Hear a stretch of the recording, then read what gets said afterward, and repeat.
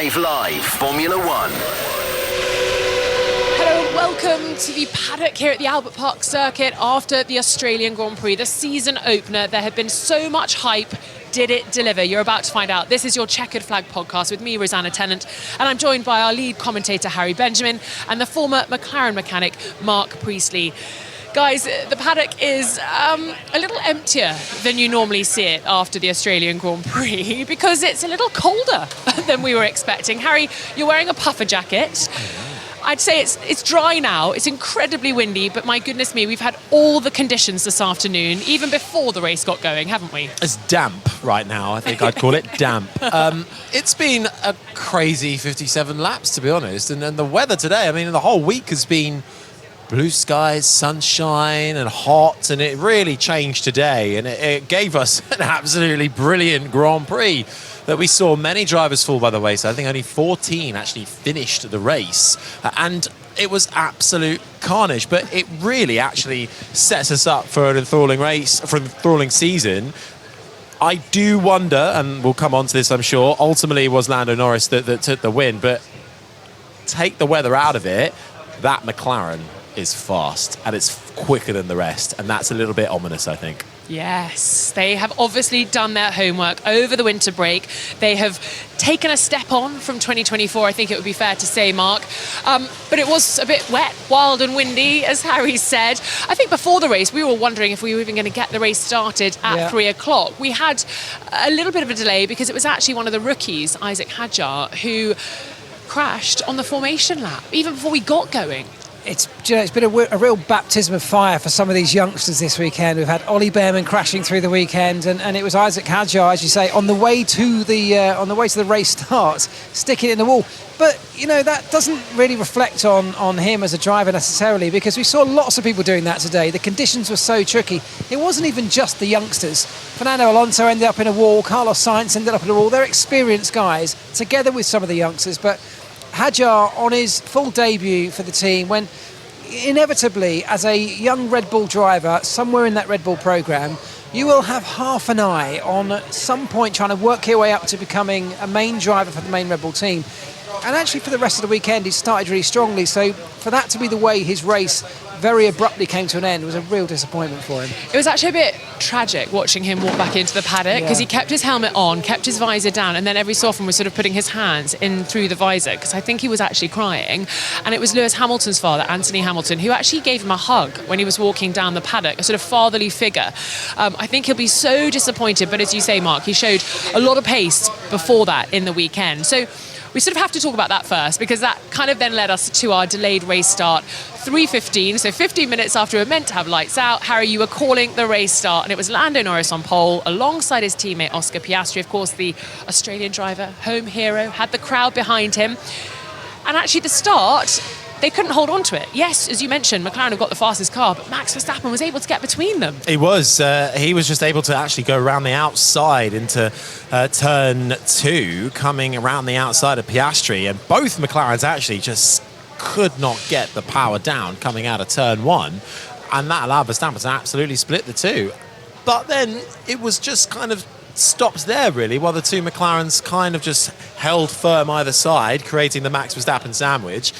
Outside of that, it was a fairly clean start in terms of the opening couple of laps, and we got away well, but Verstappen had the better start in general compared to the two McLarens. Norris obviously kept the lead, but then we didn't have to wait long until we got some more carnage later around the lap in the rundown towards turn 6. One of the other rookies, Jack Doohan in the Alpine, another Australian on home soil, wheel on the white line, round he went, big crash, safety car out.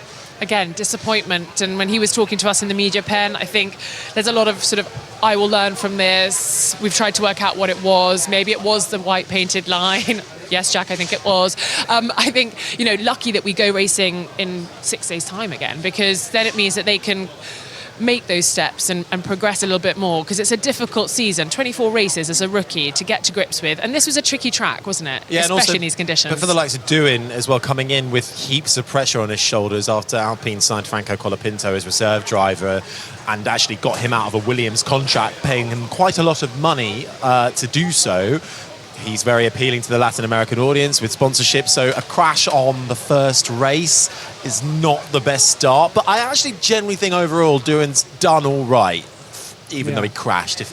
I know there's that caveat. I actually think he's done okay. When you look at what Mark was saying, is we had some experienced runners crash as well. That safety car came out, and then Carlos Sainz binned it in the final corner underneath the safety car. Well, he was quick to go on the radio, wasn't he, to say he had a torque surge. I enjoyed that, yes. And Mark, you were quick to point out that perhaps that was code for I made a mistake.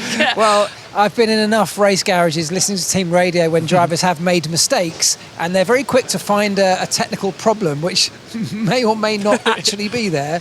A torque spike, he's talking about hitting the throttle and then getting this blip of throttle response, which would give you wheel spin, but also that would happen if you just hit a slippery patch of tarmac in very wet conditions and put a little bit too much throttle on. So the jury's open as to what exactly happened at this point. We had a bit of a chat with him after he'd gone into the garage and chatted with the engineers, and he came out and he said that they can see what happened in the data. They didn't want to go too technical with us all. So we'll find out, I'm sure, at a later date during the season what that might have been linked to. It also meant that he was able to help deal with the strategy for Williams. So they had an extra strategist on their pit wall, and he, I think, takes a lot of the credit for where his teammate Alex Albon finished, P4. Another spoiler alert. We will get to our winner in a second, but I think we had to sort of play all of that out. It's got to be done chronologically, really, because otherwise it's a very tricky race to try and remember and unpick. Yeah. So there we are. We've had a delayed race start. We've then got racing. We've had a crash. We've had a safety car, and then Lando Norris, the pole sitter, still really at this point.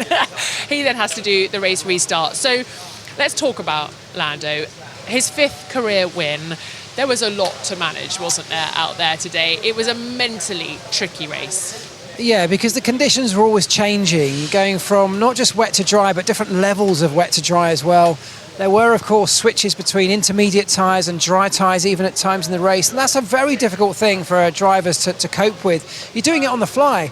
All of the practice in the build-up to this weekend was done in sort of plus 30 degrees heat, bright sunshine, obviously in slick tyres, and so that learning kind of went out the window today.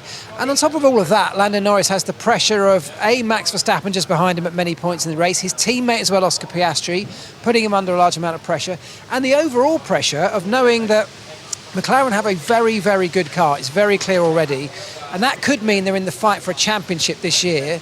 The pressure starts right now. It doesn't just come at the end of the season when we're all talking about the championship. It starts right now, and I think maybe we saw signs of that, but he handled it very, very well. Yeah, I agree. I think Lando showed he is absolutely in the fight for this title, and he's got a new spirit about him, and he drove an absolutely masterful race. But I do question later on in the Grand Prix where we were waiting for this last deluge that was expected to come. Was it going to skirt round the circuit? Was it going to hit the circuit for one lap only? For class 1 or class 2 or class 3 race? Or was it class half? Class half full? Oh, no. I don't even know anymore.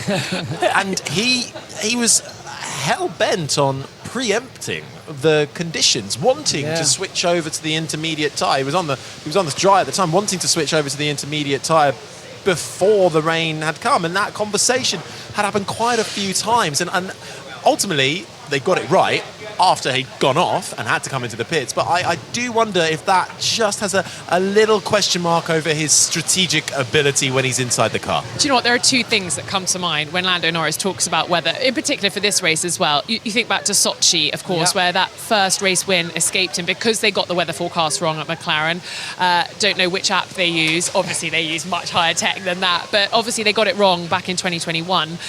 And then I also think back to Malaysia 2009, Mark. Kimi Raikkonen put onto the wet tyres, full wets, and he was driving around in the dry. And actually, the rest of the race we don't need to go into, but I think what engineers have been saying this weekend is you just need to drive to the conditions you have. I think trying to preempt it just overcomplicates it, doesn't it? We always used to fall back to this idea that the golden rule is be on the right tyre at the right moment. And sometimes that's it sounds obvious, but it sounds counterintuitive, because the right tyre at the right moment might be right for one moment, but then a lap later it might be wrong.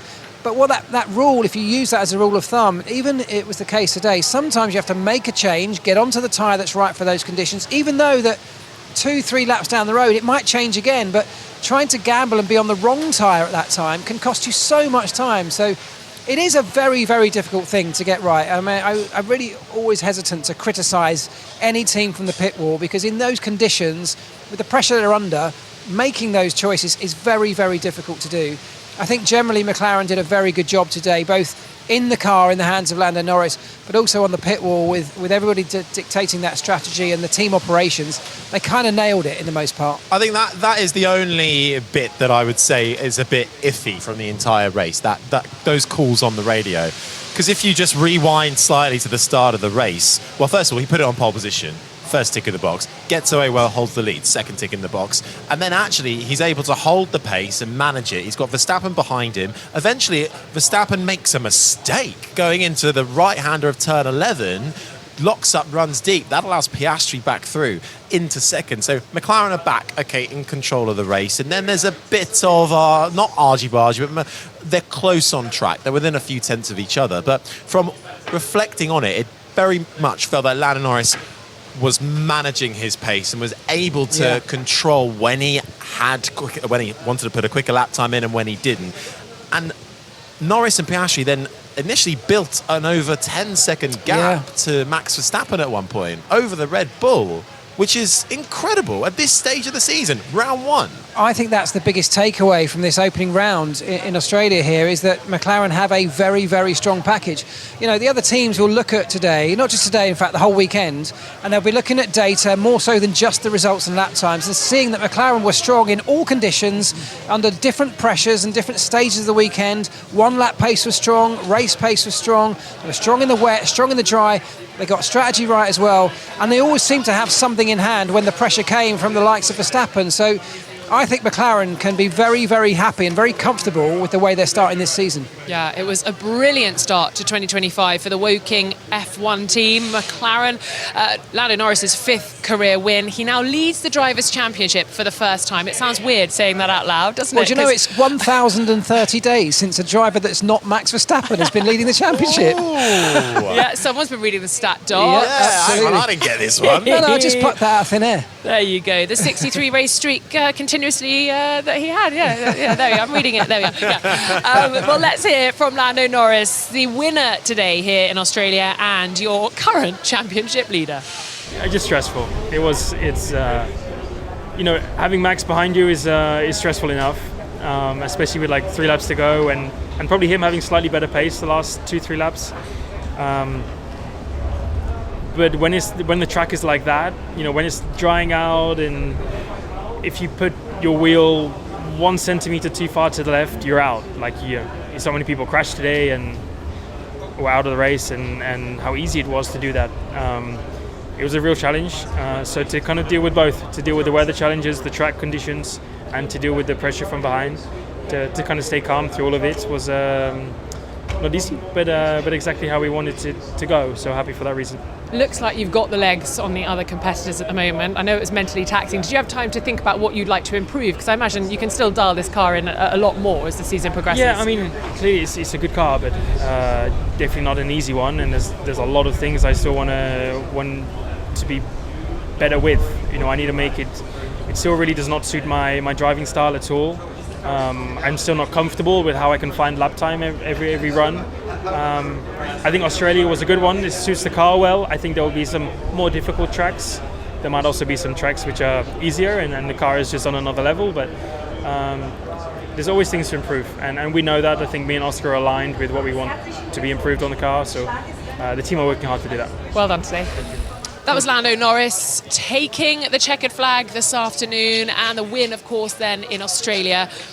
A confident, a more complete Lando Norris, I think we're seeing, and perhaps now a Lando Norris that's got, as we turn around, see he's just having a chat with Casey Stoner, the 2-time MotoGP world champion, just catching up with him, but big smile on Lando Norris's face and a lot of champagne on his rain jacket. I don't think it's rain, I'm just going to say that. I know it sounds like it might be because of the weather we've been having, but they've just had the team photo out in the pit lane, and as you might imagine, he's got the Netflix crew hounding him.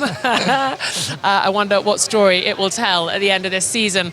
But Lando Norris came into this weekend saying he was a more complete driver after last year. I think he's ready, isn't he not, to take it all the way this year?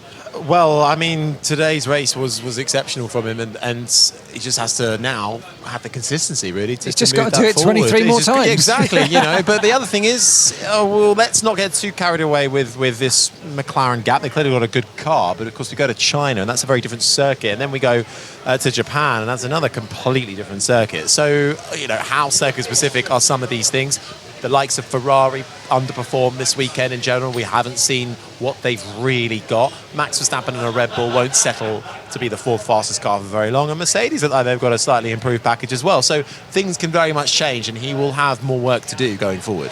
So when we talk about Max Verstappen, you've just said, Red Bull are now considered the fourth fastest car, and yet there he is in P2 today. So, I mean, what are we calling it? I think you maybe mentioned damage limitation. I said damage limitation, which is a bit mad to say, I think. I mean, look, he's quick anyway, and he was obviously starting just behind the two McLarens in the Grand Prix. But you look at his teammate, Liam Lawson, again, the second Red Bull, struggling and way off the pace. At one point, Lawson got lapped. He had made an extra pit stop to give him his due. But Verstappen couldn't keep up with the two McLarens ultimately in those early stages. No, I think that's kind of what I'm referring to when I talk about the ominous pace of McLaren. It does seem so strong.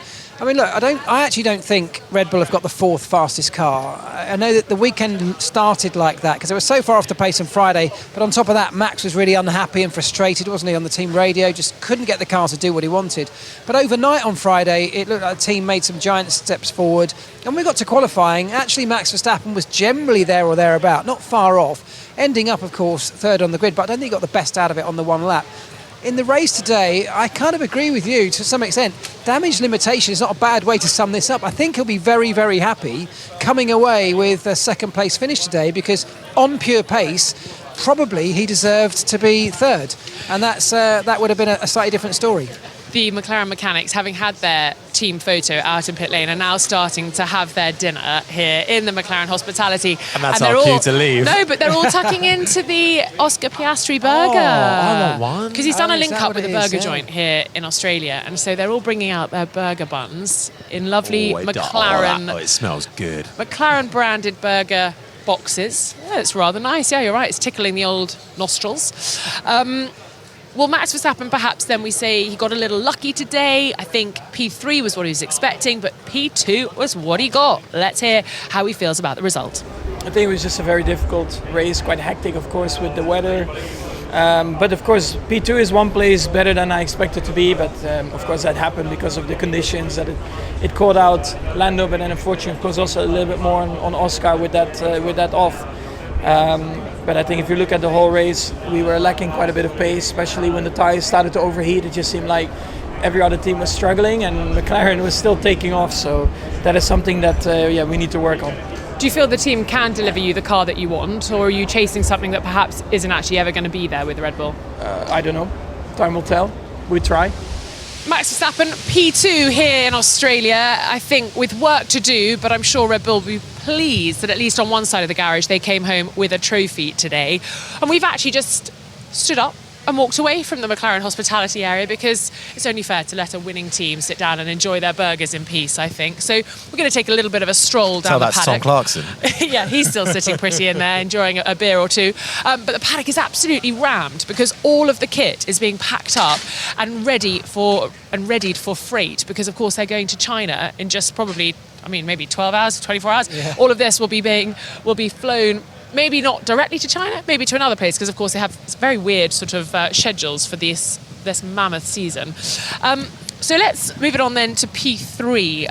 Did we think that Mercedes could mix it right at the sharp end this weekend? After qualifying maybe a little more, but to come away with a podium position, I feel like that is a really good day in the office for them. It is. I don't think they did mix it up in the sharp end. I think they were able to keep it on track, but Russell was adrift for most of the race on his own, down in fourth, really. He was about 4-6 seconds falling back from the McLarens and the Red Bull ahead of him. So I think, again, this is another one where Mercedes have done a good job to get him and Antonelli actually up there as well, from where he started. So I think Russell drove a good race, keeping it smooth and not crashing it. And I think that's how they ended up being on the podium today.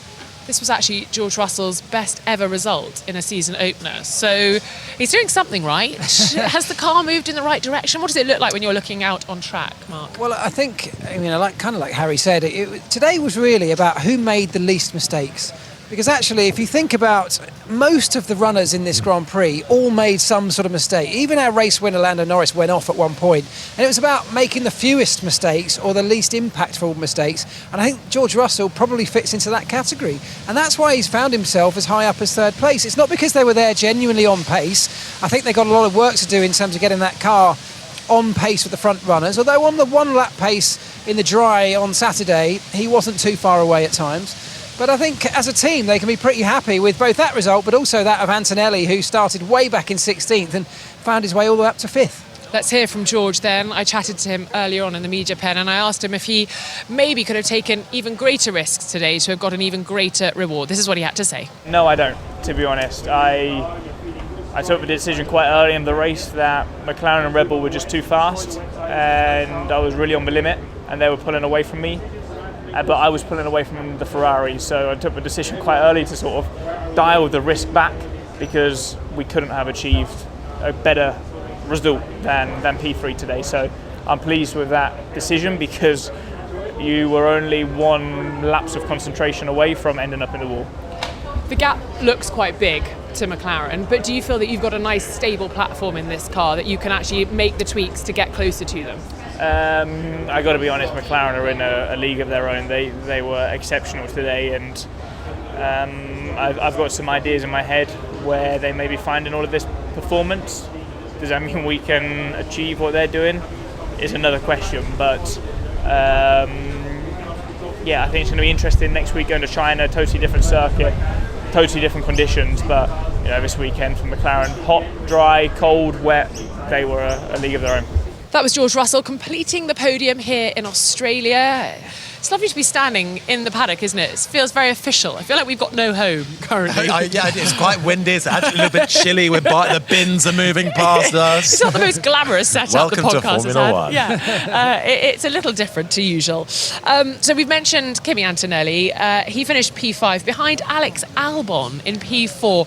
What a result for Williams. Stunning. Absolutely superb. I mean, there was all this chat about, well, actually, the Williams cars might only be quick. Well, they're definitely improved from where they were last year, but maybe it's just the one-lap pace because it was good qualifying for both Albon and Sainz, actually left probably wanting more.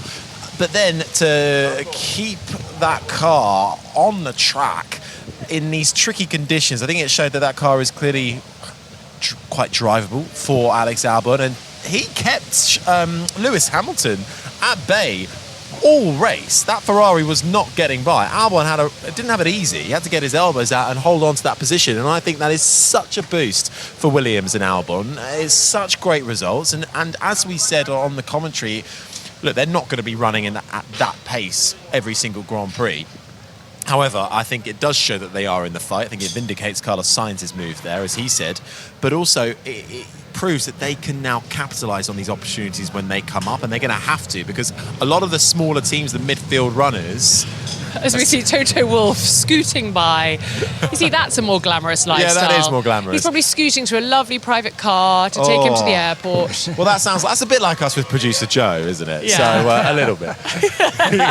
Thumbs up for He looks producer after Joe. us. He does, doesn't he? He's our taxi driver. Yeah. But as I was saying, you need to capitalise on these opportunities when they come up, whether they be at round 1, whether they be at round 14. For the likes of a Williams or a Sauber or anybody of that ilk in the midfield, you've got to have a unified team ready to make those calls when they come, and Williams did that today, and it was absolutely superb. I think the thing about Williams, and perhaps the one guy outside of Oscar Piastri who'll be most disappointed today, is going to be Carlos Sainz for those reasons, isn't it? Because he's seen what the car's capable of doing. His teammates had such a strong result, and he came in with all sorts of expectations on him as being perhaps a lead driver with all his experience. And he had a car capable of doing something spectacular Kimi's with fourth. it. And unfortunately, we're having an update. Ron Meadows, sporting director at Mercedes, just come up, giving me 4 fingers in a nice way. And so they've obviously argued the toss and got rid of the penalty for Kimi. So he's been moved up to 4th. Okay. Well, we're just talking live, coming into the live checkered flag. I was wondering what Ron was doing there. He's coming up very strong into our very glamorous I thought we were setup going to here. have a fourth person on board there. well, that was interesting because we never saw that unsafe release on the broadcast as we were doing our commentary. They're usually a slam dunk. That's Well, they the normally thing. are. So that's a interesting. 3-4 for Mercedes. They lead the championship when it comes to the constructors. Wow. I didn't think that coming into No, this weekend. I think they're happy to wrap up the season now, really. Job done for them. But I think that's also telling of Kimi Antonelli, who had a tough qualifying. He started way back in 16th because he did have some damage to his car, which meant he couldn't get a quick lap time in. But again, for Antonelli, out of all the rookies, actually he's had the best result, to be not caught up in any incidents, to make his way up there and work with the team to maximise his strategy. It's a really impressive day for Mercedes. And now Williams are a little bit sadder, perhaps, that they've been shunted down from P4 to P5. But look, it's still a remarkable result from Williams. And Alex Albon said to me this morning when he was arriving at the circuit that this is a result that's been 2 years in the making, maybe even more. And actually, I think it obviously shows why Carlos Sainz has signed. It shows why other engineers are moving across to Williams. And he says this is what you can expect from the team in 2026. So think back to here last year where they had one car in qualifying and it was Logan Sargent's, but yet they had to take Sargent away. And sorry, can Alex have your seat? He's our best shot at qualifying because Alex actually crashed the car in practice. What a nightmare. 1 year on, it's like they've won the title, really. Well, 1 year on, they've still got one car in the wall. Well, that is true. It just happens to be Carlos But Sainz. it was a talk surge, so it's fine. And they had 2 cars in the top 10 in qualifying. First time they've had that here in Australia for 20 years, which, as James Vowell said to me on the grid when I told him that wonderful piece of information, he said made him feel warm and fuzzy. I'd like to feel warm and fuzzy right now. I don't know about you guys. I can barely feel my hands. P6 was Lance Stroll, the only Aston Martin to finish. Nico Hülkenberg, P7, his debut with Sauber. Then it was Charles Leclerc, the lead Ferrari, P8 for him, ahead of Oscar Piastri, who managed to salvage his way back up to P9, and Lewis Hamilton rounded out the top 10. Ferrari, we're actually right outside the hospitality unit now. That's a really disappointing weekend, I think, for them, because we came into this weekend saying the fight was going to be between Ferrari and McLaren. It hasn't been that way. And actually on Thursday, Harry, do you remember Carlos Sainz and Lewis Hamilton sitting next to each other were joking about the targets for the weekend or where they maybe would end up? And Lewis was asked directly, where would you think you'll end up? And Carlos whispered something and they sort of joked and laughed and said, top 10, ha ha ha, yeah, hopefully top 10. And then here we are, cusp of top 10. I mean, I don't think Ferrari, well, they obviously didn't deliver this weekend. They underperformed. We've not seen truly what the Ferrari has. I mean, we've got some absolute gold on the team radio, though, today, didn't we? Between Charles Leclerc and his engineer, and equally Lewis Hamilton, very vocal on the radio. So I think that's a good example, though, of what we're seeing. The team didn't deliver for a multitude of reasons. Clearly, they weren't able to maximise what they have in that car yet, but also both drivers, and Lewis in particular, are still learning this car and learning, in particular for Lewis, how to communicate with his engineer and how they get the best out of each other. So it was a tricky weekend this week for them, and I think more pain for Hamilton, having lost one position on the final lap as well to go down to 10th. And there's another sort of storyline and a parallel universe that maybe Lewis could have even been on the podium today or even challenged for the win if they hadn't slightly gone in a different direction for the strategy. Mark. I think Lewis had thoughts in his mind from inside the car that maybe when there were so many elements of rain coming and then not coming and circuit drying out and not safety cars, I forget actually which moment it was, but there was a point when Lewis thought that they should have maybe gambled, I think, and stayed on the dry tyres when everyone else was moving to the intermediates ahead of this rain really coming down. It did end up being quite intense rain. I think with hindsight, I'm not sure it would have played out too much differently. I think the risk was too great. I thought what was actually interesting, Ferrari definitely underperformed as a whole, as a team. I thought it was interesting, as you were saying, Harry, the relationship between engineers and their communication. It was all very polite on the radio between Lewis and his new engineer. They were using the word please in these communications. And, you never That's like get us that. when we all debuted for 5 Live, Well, wasn't that's it? All it. nice It and soon polite. goes out the window, doesn't it? And they'll be shouting at each other with profanities before long. But the one between Charles Leclerc and his engineer was talking about his seat filling up with water. And Charles came on the radio saying, I've got a lot of water. I mean, a lot of water in the seat. Don't know where it's coming from. Have I got a leak? And his engineer came back and said, yep, I think that'll be the water.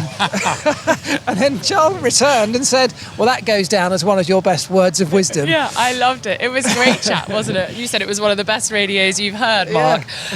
In terms of Lewis Hamilton then, of course, this weekend was always going to be a learning weekend, one for building and sort of laying the foundations for his time at the team. But I overheard him say, at least I finished, to one of the journalists a little bit further along from me. I did get the chance to catch up with Lewis, and I asked him to reflect on the race and to see whether actually there were more points on the table today that they didn't take. This is what he had to say. Yeah, overall, not what I was hoping for. But there was so much to get accustomed to, get used to, with all the switch settings changes that they were throwing at you, and then just the balance of the car. It was really very, very tricky, really tricky today. So definitely, I think we can improve that in the next race, hopefully, and get the car in a sweeter spot, because I think there's a lot more potential in the car than what we were able to extract today. That was Lewis Hamilton taking the final point on offer today, and he talked about feeling like he'd been in the deepest end that he'd ever been essentially thrown in. Mark, it's mad, isn't it? He's a 7-time world champion, and yet he's right back at the beginning. It's like he's learning it all over again. Which is, he talked about at the beginning of the weekend it being one of the most exciting times of his life for those reasons. He's got a lot to learn, but there's also a lot of potential, a lot of untapped potential at this point. And that comes from everything, from learning the relationships and the trust that he's got to build between the team, but also, of course, learning the technology, the car that he's got underneath him, and some of the systems on board. These are all valuable tools that when he gets a deep understanding of how the whole process works and how to get best out of it, he'll be able to deliver more and more as the season goes on. So there's very limited testing in Formula One now. He'll have had 3 half days in that car, as every driver will have done in their new cars building up to the season. That's nothing compared to what we used to get. Think back to when Lewis first started in Formula One with us in 2007. He'd been testing for months in the current cars. So it's very different these days. So the learning happens now once the season gets underway. So Lewis Hamilton, final point scorer. Behind him, Pierre Gasly, Yuki Tsunoda. I think really disappointing given how well he went in qualifying yesterday. Esteban Ocon P13, and Ollie Behrman, after a torrid weekend, actually finished on the road, which was probably a positive. And in terms of the race, I think it was just a learning session for Ollie Behrman. He got, was it 12 laps, I think, before the race? Shocker of a weekend for Behrman, but you're right, solid to finish. Although, weird call for Haas, who were the only team to stay on the intermediate tyre while everyone went to dries. And then when, just as the rain was about to come down, they were like, all right, no, we'll go for the slicks as well. Yeah. What could have been? Yeah, it could have been very, very different for them. So 14 finishes, as Harry said earlier on. We lost Liam Lawson for a spin. Gabriel Bortoleto went off. So did Fernando Alonso, Carlos Sainz, Jack Doohan and Isaac Hadjar. So we meet again in just a few days' time. Mark, obviously it's chaotic now in Australia because they're all packing up and wanting to get to the next round. But actually, it's really important, isn't it, for these drivers to, especially the rookies, to get back in the car quickly because they're still learning these machines. And even though the rules have stayed the same between 2024 and now, even the most experienced drivers are saying, I don't know how the car handles, I'm still learning it. So plenty for them to be pondering between now and getting out on track on Friday in Shanghai. Yeah, exactly. I think, for the guys that had a disastrous weekend, they're just going to be desperate to get back in to try and recover again. But even those that have had a good weekend, there's so much they'll have learned, and they'll continue to learn over the next couple of days when they go through data and analyse what's happened. So that as soon as they can get back in that car, they can start putting that into action. The 2025 season, like every other season, is going to be about who can develop in the most effective way fastest. That could still change the competitive order. So the next time we'll get to see that, and anything that people are able to bring to cars will be just a few days from here. The other thing to point out is we've had the luxury of a full Grand Prix weekend with 3 practice sessions. Next week is the first of the sprints, where we only get 1 practice session before we're thrown into qualifying for the sprint. So bring it on. By the end of Shanghai, the rookie drivers' brains are going to be scrambled. And let's be honest, Formula One drivers' brains have quite a good bandwidth, so we're using quite a lot of it at the moment.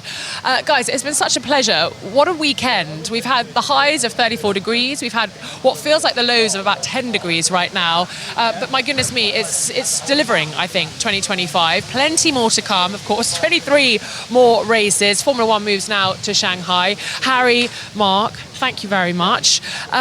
This has been an IMG production for BBC Radio 5 Live. Should we go and warm up somewhere? I think so. Should we have one of those Piastri burgers? Yeah, let's make do mine that. a double.